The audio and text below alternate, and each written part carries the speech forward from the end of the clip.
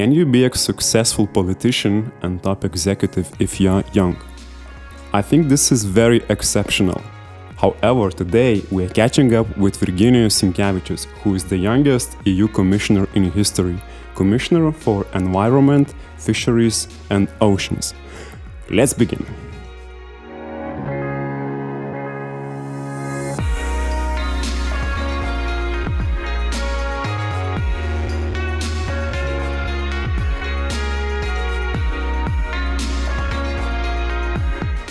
Welcome to the Young Executive Podcast, the inspiration, advice, and lifestyle podcast for millennials and Gen Z, today's and future's executives. I'd like to thank you, Virginijus, for coming to this show today, and I'd like to go straight away to the question, what are you up to today, coming back to Lithuania from Brussels? So today I started my day with some radio interview, and then it was the opening of the Green Tech Forum, which I think is actually at the excellent time because the major topic today in the Green Tech Forum is, of course, energy transition, but not only. Seeing the geopolitical situation, energy again comes very much into play, into discussion, and I think Lithuania has experience which definitely can share and also manage to do certain transition. You know, we always had an issue as regards the energy dependency, so we know what it means very well and that you need to look for solutions. We went through a huge change as regards the LNG terminal. Then I think we are actually looking quite good as regards the part of renewables in energy mix. But it's only the beginning of transition, and of course the pace has to be increased for further change. And then last but not least, we also have an experience with nuclear and closing nuclear power plants. So I think it's quite, if you put it in, we have quite unique experience, and those people who were present today, they definitely can share some interesting and inspiring thoughts for those who might be just at the beginning of their journey in energy sector. So I found the event very well balanced, and I was of course happy to open it. Then I had a few meetings with certain groups, some interviews, and tomorrow I'm leaving to Klaipėda. Okay, so sounds very political. Besides, I'm coming from the same forum myself. And indeed, the questions that you are talking about, the topics related to climate change and to environment conservation and related to your current position, being the top executive of the European Union. So before talking about your responsibilities and daily life and your executive philosophy, I'd like to get back to the very beginning. How it all started, your political career, before becoming the youngest, if I am correct, EU Commissioner in history. So, you know, if political career, then it began around 2016. We had a parliament election. At that time, I was working for the investment agency, Invest Lithuania. And I was invited by former Prime Minister to actually help them develop their part of program on economics, on innovation, which of course I very much accepted because I was very passionate about these topics. I thought that I have some good ideas which I can offer to political parties, and then if they implement it, then I'm more than happy. But so we started to work together, and then I think what we saw that our ideas are matching, and you know, of course I received an offer to run for Parliament seat, which at the beginning I refused, I think at least 3 times. Okay. So the fourth was ultimate. Yes, I was not ready really. I was not considering it at that time, and I thought maybe someday, but not now. But then after, of course, especially consulting my family, evaluating my possible chances, which I had none, I think, in my single state constituency in Vilnius. Okay. In 2016 in Vilnius, we managed to win 2 single state constituencies. So Prime Minister, he won one, and I managed to win another. So from none to a very lucrative. Again, at that time nobody really knew me, and I had to be realistic, and there was 6 members of the parliament running in that single state constituency, former Minister of Foreign Affairs.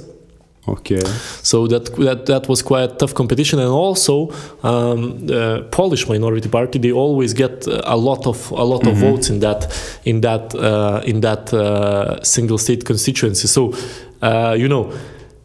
thinking that you are an absolutely unknown candidate, even so that you grew up there, but it's Vilnius city. People change very often, and then you see how things are changing fast. So evaluating your chances as you have any chances would be very optimistic, and I'm usually quite realistic. I'm trying to get the numbers clear, so I would know my chances. So that was how I evaluated, but I was very much. I would say I was very much inspired by people who I met on the way, really doing door-to-door campaigns, going to people, speaking with them, doing meetings. Then I sort of started to grasp that the more people I see, the more chances that they're going to vote, because I find some connection with them. I can speak with them, and despite any age. It can be someone young, someone way older, but we really have this discussion flowing, and we can understand each other. Even so, I was just a year and a half maybe ago returned from the US. But still it didn't change the way that we found that connection. And yes, I made it to the second round, and then I won in the end, which was of course very, very, very big surprise and a big victory, I would say, of a family, because my family was supporting. The people who were supporting me were my former classmates and so on, who helped me to do that door-to-door, who helped me to organize the events and so on without any budget. So of course I was happy, I was inspired. And then, not only that I won, but our party did at that time very well, and we formed a government. At the beginning, I started as a chair of the Committee of Economics in the Parliament. And I think it was very good that I didn't start it in any of the ministerial positions, but I had a chance to see how the things are going how things are going in the parliament, which again,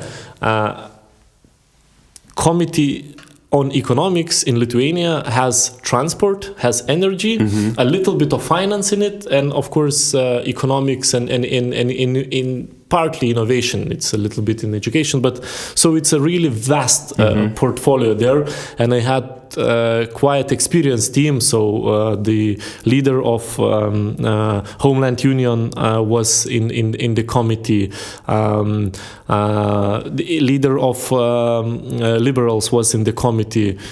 People like Artūras Skardžius, who, you being 25 years old, is hard to contain sometimes, because they really go into aggressive styles of discussion, especially in between position and opposition and so on. So current Minister of Energy was there as well. So quite strong committee, but I managed to organize the work well. I think I managed to earn the respect in the parliament, and then I was a prime candidate when former Minister of Economy stepped down, and then Prime Minister offered me to run Ministry of Economy at that time, but we did a reform, and now it's the Ministry of Economy and Innovation. Very happy that we actually at that time really won the important political battles of getting all the IT under one roof, which was 4.5 ministries, again having their own IT systems, but not only systems, but also IT development plans, and so on, and then also getting the innovation politics under one roof. I think it was really huge victories, politically, motivation wise, but also having consistency, I think, in those very important policy areas. And then the time came for Lithuania to nominate a commissioner, and I received a support from all three institutions, which we see that in today's world is not so easy. Sometimes two institutions cannot get along, and by referring to those institutions, you mean national institutions? Yes, so the parliament, Seimas, president, and of course the prime minister, because the government has to propose you. But then you also have to go through the hearings at the European Parliament, which is... And you're on your own then? Absolutely. Too much on your own, I would say. I think, from national perspective, we must do more to support our candidates to the European Commission. But we'll leave it for further conversations. I will talk about it. It sounds like it's easy. You were cautious at the beginning. You won the seat in the Parliament, and then those positions they seem to come by like, I don't know, it's easy. One thing, a year later, another thing, third thing, but I'm sure there is a big sort of hardship behind every time, because it wasn't that easy. Or was it? It always looks easy when you try to talk about it in 5 minutes in podcast. Okay, but then when you have to live through it, of course it's way harder, and the combination of right things has to be well. I think first of all, I always had a constructive attitude towards all people in the parliament. Doesn't matter which party they would represent. If they have ideas, let's sit down and discuss it. I would always try to help people. If community comes and they have, let's say, questions or they need help. If I can help, I would always try to help. I would try to listen at least. And then when it came to ministers' work, same. I really knew what are my political battles which I need to win. Sometimes very hard ones, because I needed to do it inside the government. So it's not that easy. And because getting some policy areas from one ministry to another is not that easy. Trust me. But I would never do that in like any nasty way. I would really try to have a constructive way of explaining arguments. I would know my file very well. I would know my priorities very well, what I would like to reach, what I would like to do. I was very open in trying to speak with journalists, for example, explain the matter. And this is how it overall worked out. But it's many things. I think it's way easier that the people from side would say and comment. I think it was very successful years when we ran the ministry. I'm very thankful to my team who supported me, because that's, I think, the probably 80 or 90% of success in the end of any politicians is the team that actually supports you. So again, here I also knew very, very, very well what choices I want to do and what kind of people I want to get on board, what areas I'll give them to run, and what sort of results I would like to achieve in what time frame, so that really helped. Okay, your current position, what are you responsible for? Because sometimes the EU institutions seem so distant, and I have my personal experience doing an internship long time ago in the Berlimo building, Brussels, and sometimes it gave me an impression of this ivory tower, political ivory tower, and so far away from the EU citizens. I'm just a little bit exaggerating, but what are your responsibilities? I think it's very important what you're saying, taking into account. So my formal, let's say, title is Environment, Oceans and Fisheries. And of course, as you can understand, responsibilities are very vast, because you can find environmental files in any file, basically. It just depends on willingness to look for it, but it's very much involved. What we're focusing Right now, at the moment, big focus is on batteries legislation. I proposed a completely new batteries legislation, which was not done for 15 years. And now we see, that in a couple of years, we're going to have a boost of batteries production. So, of course, we have to be prepared, not only prepared in terms of what kind of batteries we're going to produce. We want, of course, to innovate, to move forward, reach efficiency, but also what's going to happen afterwards, because many of the components that are used in batteries production, they are not here. They are not in the European Union. They're in China. Not only. But most importantly, they are not here. So we have a dependency on third countries. So what we can do to lower that dependency is, of course, effective circular economy, secondary raw materials market. So this is one of my main aims. Secondly is, of course, sustainable product policy, very similar with the batteries, only with certain product types of groups. What we're trying to do is to look through the whole cycle from design, which usually in design stage is pre-designed. How long our watch is going to work, when it's going to start to slow down, and etc. When certain things are going to break, and so on. So very important that we want to extend the eco design directive of really putting certain criteria. Secondly, of course, how the things are produced, so lowering impact on environment, lowering impact on climate. Secondly, then when they are used, so to extend the usage of products so that we don't generate waste. And the last but not least, I already mentioned to you, so what happens afterwards? So we can do the full circle, not a linear economy, but circular economy, so that most of the parts, they would be reused, remanufactured, refurbished, it could be repairable, and so on. So that's in a nutshell, circular economy. Another very important initiative, which is also one of the priorities under the French presidency, is deforestation legislation. So it's even so, again, my portfolio is environmental, but it's purely trade measure where we ban 6 commodities entering into the EU market if they are associated to deforestation. So basically, if there was a forest, let's say somewhere in Brazil or Congo region, it was cut, and then the land was the land use was changed, for example, for agricultural activities to grow certain commodities which are important in the end into the European Union. So to prevent that from happening, we will be collecting geodata. So the companies will have to go through additional due diligence to prove. Of course, we're going to do a benchmarking system for countries, but companies will have to go through the due diligence processes and prove that their production is not associated with deforestation. With this, we hope that, of course, we will contribute to saving the old forests around the world, and that's a massive nature protection act together with the trade measures.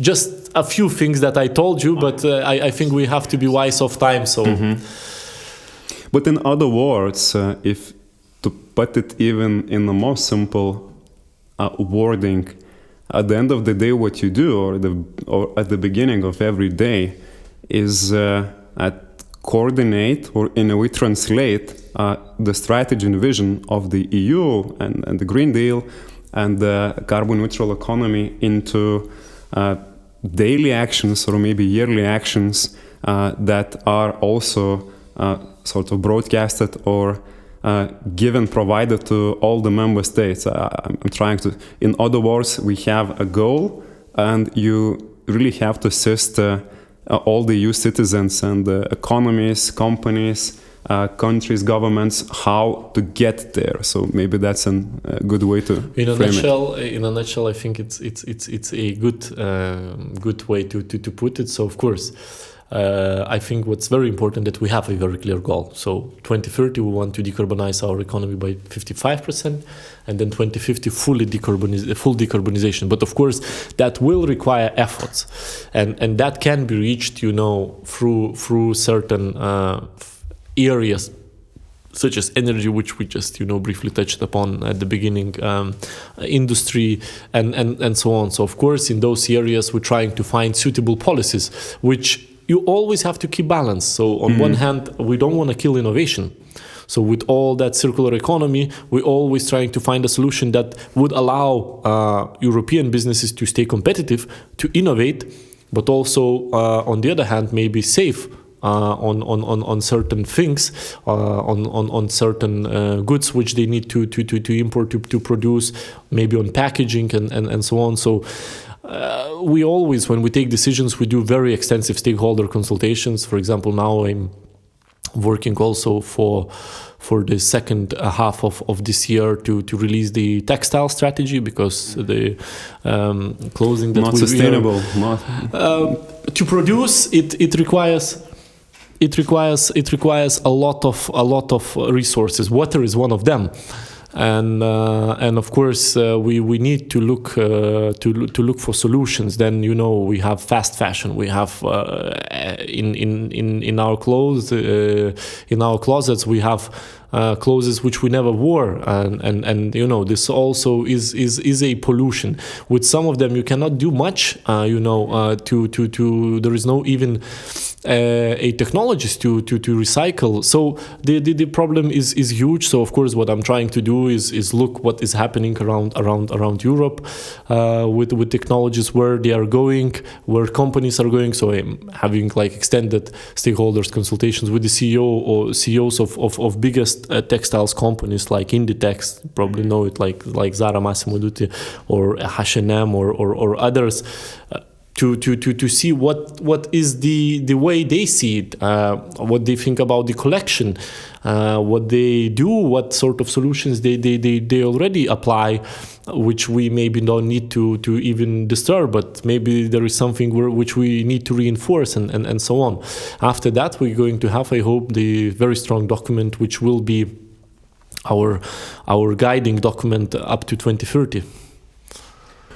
I know that the EU bodies, they really make many papers, and that's of course that's one of the way to make policy and somehow turn things into action.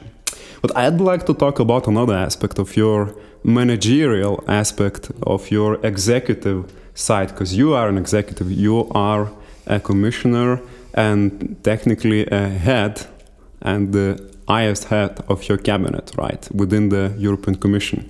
Cabinet, and I have 2 DGs under meaning my responsibility. That these separate departments, or translating ministries, into more, you can put it as a ministry, because proper. it's a couple hundred people working there.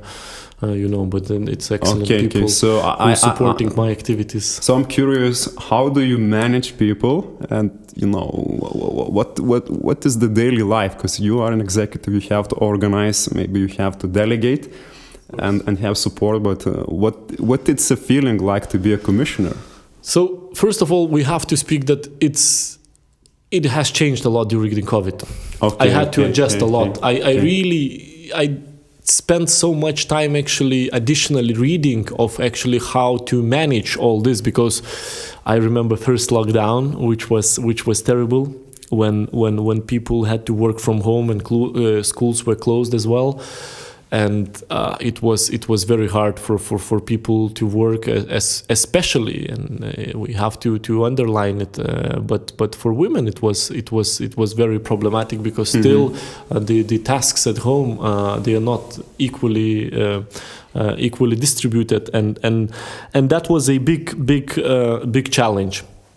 Which then I tried to read certain articles and see what are the advices, how to overcome it, then how to organize your own work, because one is to have live meetings and then they are organized and you have a break between going to the meeting and so on, and then the Zoom meetings where you just basically click from one meeting to another and so on. So then for second lockdown, when the schools were already opened, and we could, grasp a little bit how the things are organized.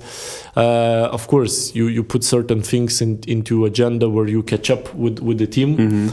So basically, we have 2 weekly meetings.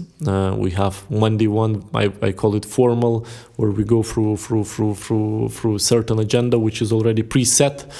And then we still, of course, have AOB points, but really it's preset where we catch up.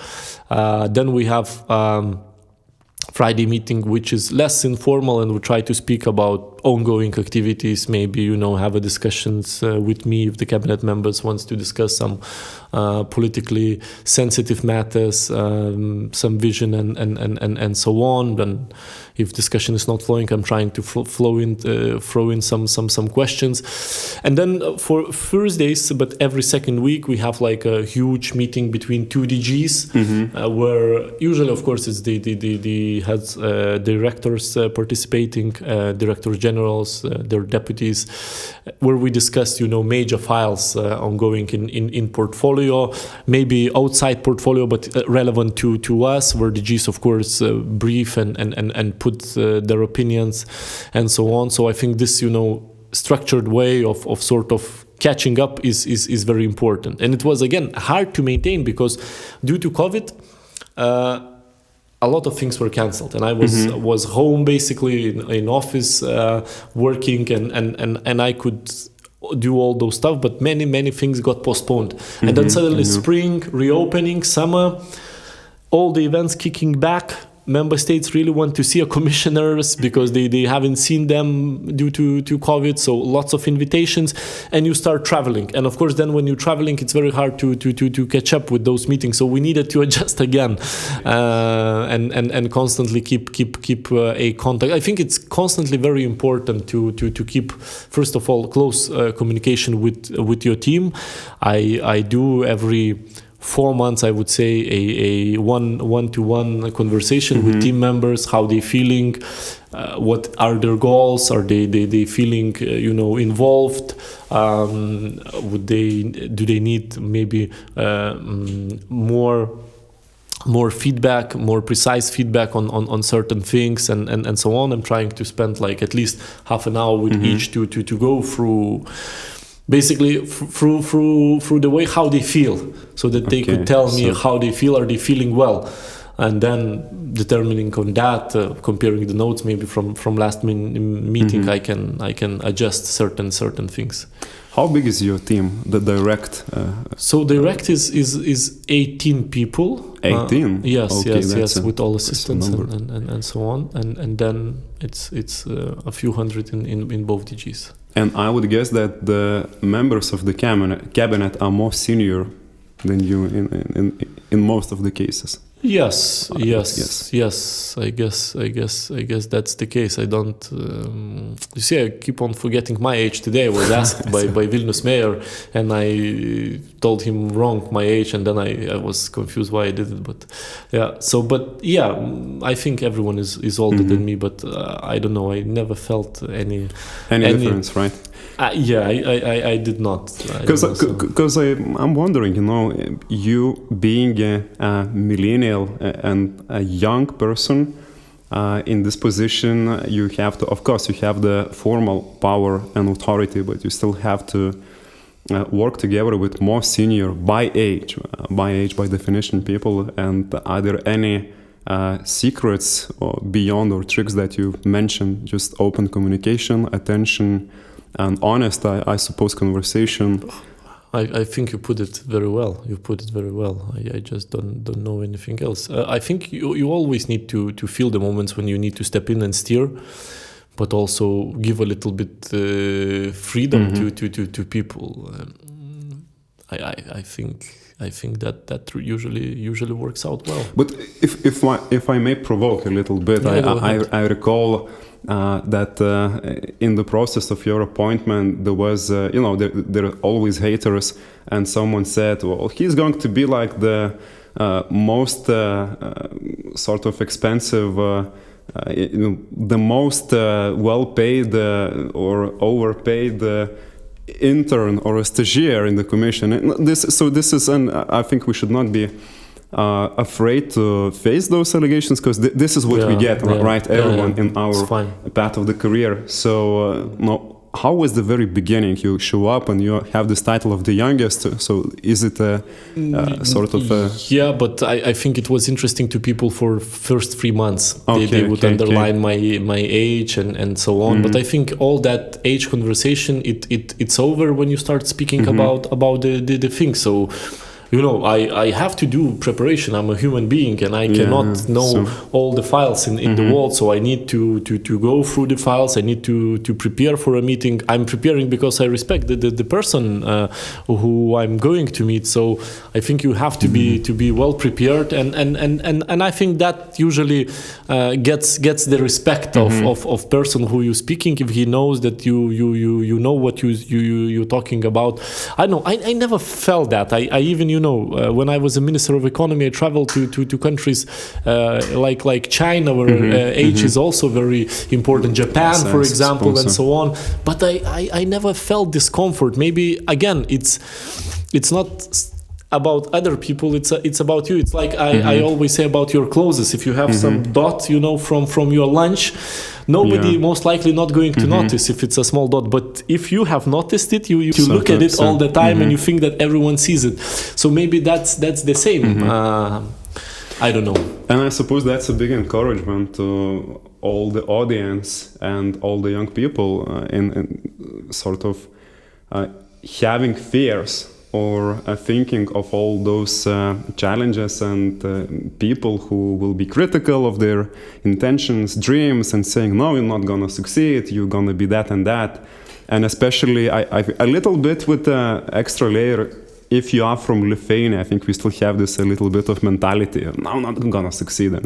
But it's changing, of course, it's changing. Yeah, I think the younger people, they are much more brave, much more outgoing. The world changed, the world. Look at our parents; they were behind the Iron Curtain, and remember, for example, when those people who left to work, let's say in London or Ireland in 1995, and comparing to now, the world is so open, and absolutely. You can find connections, friends, people very quickly in just typing in certain words and so on. So I think it's much more simple. But speaking about the criticism, and that you will be criticized on your way, I don't know if there is a person in this planet who tried to achieve something and he was not criticized by anyone. Sometimes, which probably hurts the most, sometimes you get criticized by your closest people, by your parents and so on. But is that something that you should stop you? I think you have to always evaluate adequately your chances, think a little bit through what could be the way forward, and then of course try to implement it. Not always from the first time you're going to make it, but I think if you know what you're doing and it's your dream, usually you're going to succeed. That's when I was a minister. I was going to schools around the regions of Lithuania. I told them, dream very carefully. Because most likely, yes, your dream is going to come true. So dream big and dream carefully. iPhone or a car is not a dream. Yeah. No, none of the things are a dream that we have today around us anymore. But I guess everything was in one way or another, a dream in someone's head a long time ago. So getting back to the political career potential for young people. Would you encourage the young people to go into politics by such young age like you did, and you still are? So, should or should not? And I would say that at least in Lithuania, political institutions are not, and especially political parties are not the number one choice for, I would say, most of the professionals, young professionals. Society trust is very low in political parties, and of course that's not something that serves to attract young people. But again, it's up to you. I think if you have an idea, if you really honestly want to serve your country,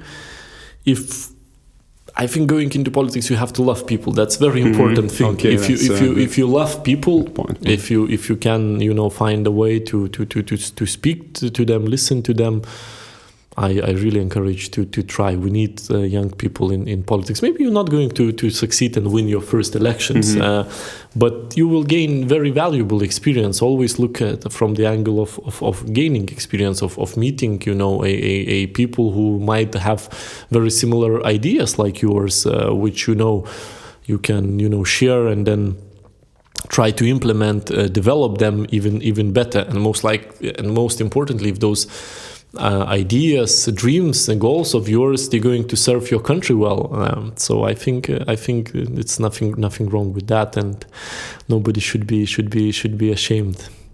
Oh, absolutely. Just sometimes the country strikes back. I know also a few young people who went into politics and say, "No, that's not for me." But then it's for you. So I guess it's. I probably don't know yet. Look, we there is always, like in any job, politics is the same. You have good days where you are extremely motivated and you flying and like on a basketball court, every pass you get, you shoot and you make it and you think this is it. Basketball is for me. And there is days where you can't run, when everyone runs through you, and you think and even can get an injury. That's even worse. And then you think, why am I doing that? So that's absolutely normal. We are people. We people like everyone, and we have feelings, and sometimes those feelings get here and yeah. So I think it's absolutely normal, and I can't judge people who tried and then who in the end of the day say it's not for me. That's also absolutely good. It worse would be if person felt that it's not for him, and then he tried to keep it there and be there, because number of seats is limited, and maybe someone who is very good and passionate is not getting one. So may the best ones win. In a way. Oh, that's democracy. I think given time constraints, besides we're running out of time because Virginijus is about to have next appointment, so busy guy, deservedly. I'd like to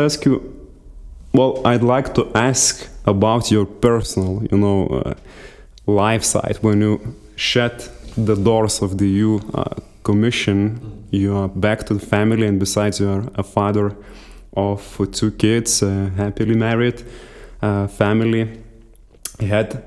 What is your life like after work? And do you have free time? How do you manage everything to... First of all, I have to be extremely thankful to my wife, because I couldn't do my job without her supporting me. And really, if I take care of EU affairs, she takes care of house and of our kids, and she knows which doctor we need to call when and so on. And when she tries to tell me those things, then I'm feeling like, oh no, I'm not in my portfolio. I really.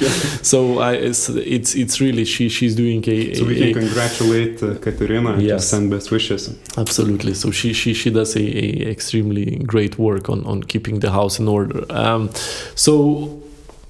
Of course, it's not easy, because my wife, when she runs the house, so she spends a lot of time at home and so on, and then with me it's contrary. I have to travel around the member states. I have to travel to other countries. For example, Sunday I'm leaving to United States for a whole week, and then the weekend I would like to be home, and she would like to go and travel somewhere.